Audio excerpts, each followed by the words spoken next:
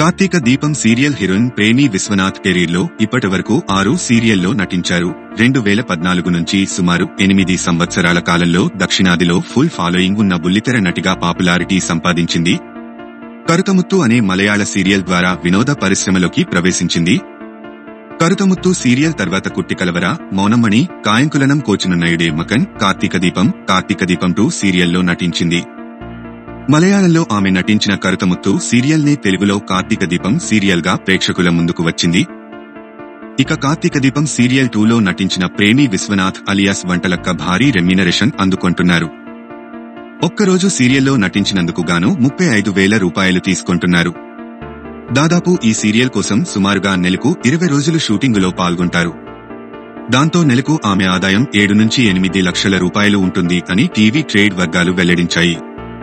ఇక ప్రేమి విశ్వనాథ్ సినిమా రంగంలో కూడా మెప్పించే ప్రయత్నం చేశారు. అకమే అనే మలయాళ చిత్రంలో నటించింది. ఇక కస్టడీ అనే తెలుగు సినిమాలోనూ, సల్మాన్ 3D తమిళ చిత్రంలో నటించి మెప్పించే ప్రయత్నం చేసింది. ఇది కాకుండా చెల్లెలి కాపురం, గోరింటాకు, జాతరో జాతర సీరియల్స్ లో కనిపించింది.